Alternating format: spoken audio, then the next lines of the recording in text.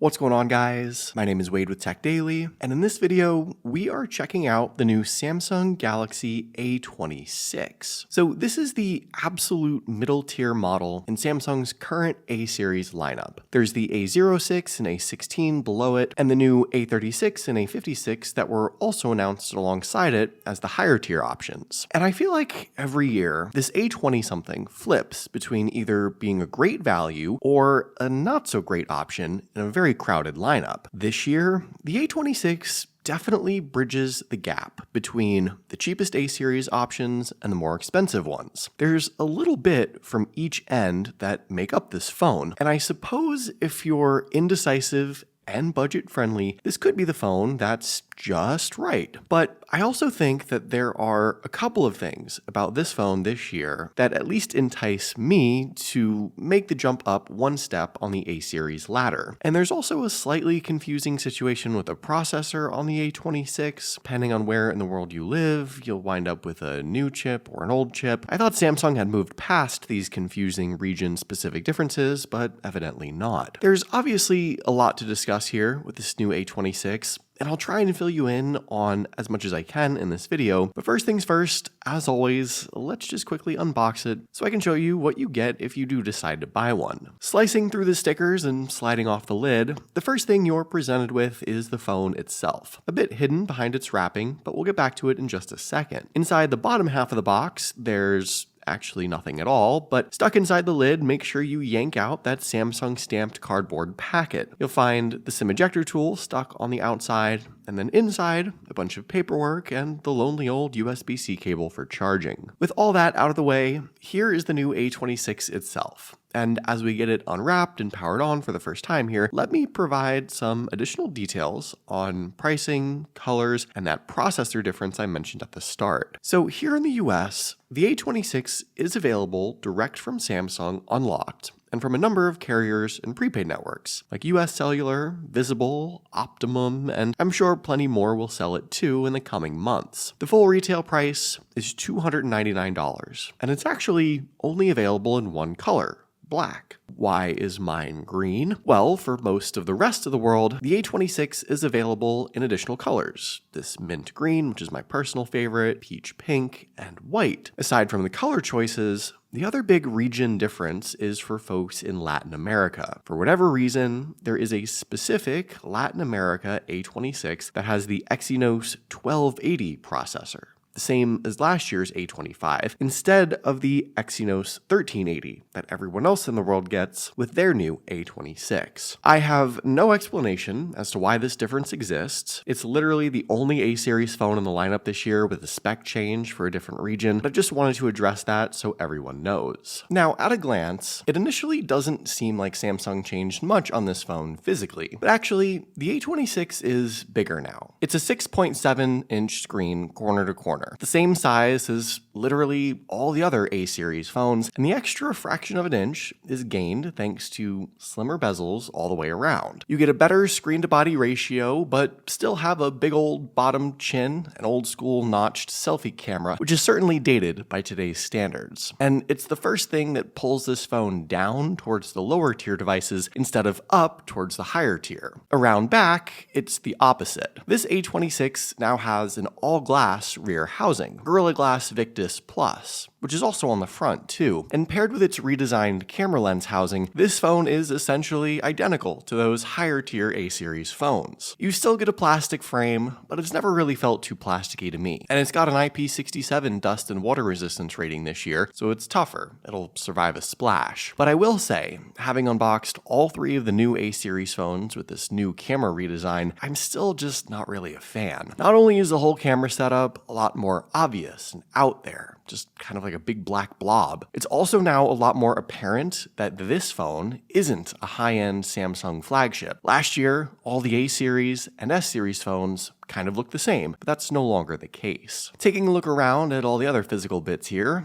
on the left side, you'll find the SIM card tray, which fortunately does still have micro SD card support. This is becoming more and more rare nowadays. It's one of the last remaining Samsung phones to offer this. You can spec this phone with either 128 or 256 gigabytes of onboard storage, which I suppose itself isn't terrible, but expandable storage still seems to be something people find beneficial. On the right side, there's your volume buttons and the power button, which also doubles as your fingerprint sensor still. So once again, kind of a more low-tier feature, but I don't know. I don't have much of a problem with this fingerprint setup. It's still fast, it's still convenient, and with Face Unlock, you can pretty much get into the phone instantly either way. At the top of the phone, there's just a microphone hole, and at the bottom, there's your solo loudspeaker, your USB-C port, and then this giant blank space where a headphone jack could have gone, or where the headphone jack was last year on the A25. Samsung swiped that away this year, which I know is disappointing to a lot of people too. When it comes to the display and the viewing experience, aside from the slight size increase, nothing else has really changed. You still get a Super AMOLED panel, a Full HD 2340 by 1080 resolution, and a 120Hz refresh rate. For me,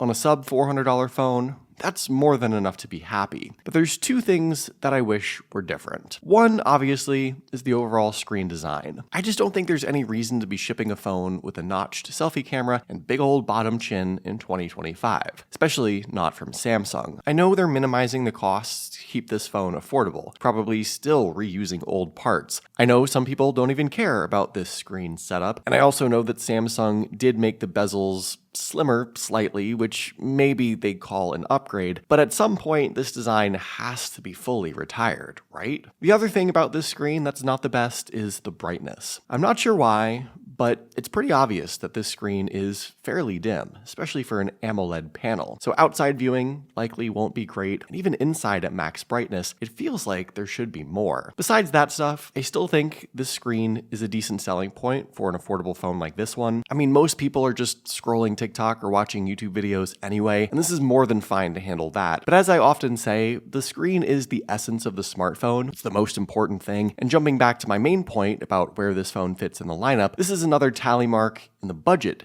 A-series category versus being closer to the top tier A-series phones, like the A36 and A56, which have better, brighter screens. Tragically, Samsung took one other feature away on this phone: dual stereo speakers. You only get the one bottom speaker here, unlike last year's A25, and unlike the A36 and A56. And to me, this is kind of ridiculous. I mean, a secondary loudspeaker in the earpiece couldn't possibly have put them over budget. I think it's something a lot of people appreciate and notice, so I'm pretty bitter about Samsung's decision here to take that away.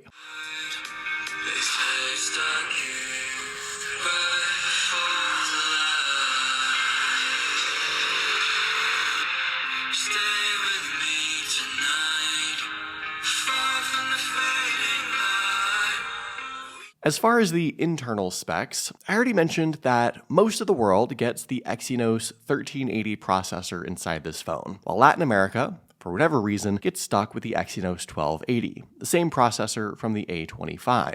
The quote-unquote upgraded Exynos 1380 isn't actually new itself either. It's been in the A54, the A35, the M35. It's just new to this phone. But if you're a Samsung user or an A-series fan, you're already familiar with it. You also have the options of 4, 6, or 8 gigabytes of RAM, though chances are there will be just one configuration choice for you, likely 128 gigabytes of storage and 6 gigs of RAM, unless you search far and wide. Now, for the big reveal, the phone I have here is, in fact, the Latin America model with last year's Exynos 1280, which explains those fairly low Geekbench scores compared to what you might have expected. I will get myself the rest of the world or US spec A26 with the Exynos 1380 for future videos and for my full review, but I really wanted the mint green phone for this unboxing video, so I made the ultimate sacrifice. Nevertheless, there's a couple things I do want to touch on when it comes to performance and the OS. Obviously,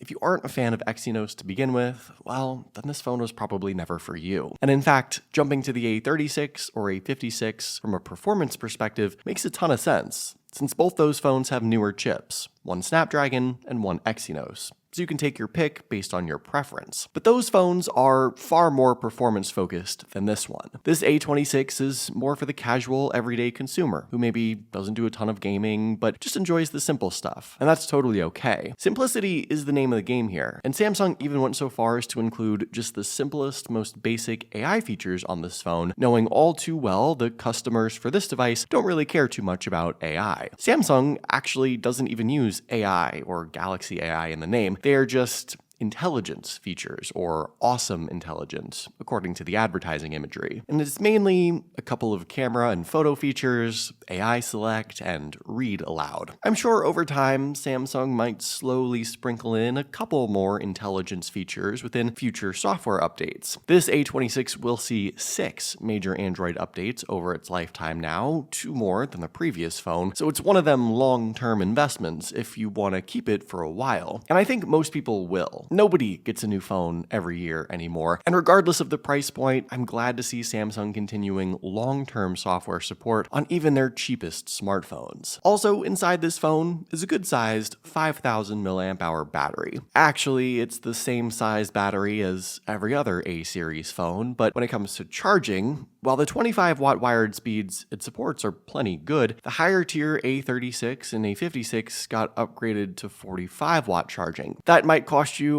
an extra 30 minutes or so plugged in, but that's not a huge deal, I suppose, and still no wireless charging for any of these A-series phones. Finally, flipping back around to that new camera setup, even though it looks like it's maybe different, the lenses and hardware hidden underneath its new housing cover are actually the exact same as last year. You'll see a 50 megapixel f1.8 aperture main lens, an 8 megapixel 120 degree ultra wide lens, and a 2 megapixel macro lens for up close pictures. The selfie camera also appears to be the same 13 megapixel shooter from last year, and inside the camera app, there's no additional capabilities, shooting modes, or features that indicate to me that anything has changed. I do think Samsung has a great slew of options here to make the most of its camera setup. It's certainly not limited by any measurements, considering its low-tier placement in the world of smartphones. And the handful of quick sample pictures I took look perfectly fine, too. I'll just be more cautious to see how this setup stacks up against the rest of the A-series lineup. On paper, the specs for almost all the A-series phones' cameras appear super similar, so some real-world side-by-side shooting comparisons are going to be necessary to figure out if there are any major differences. For me,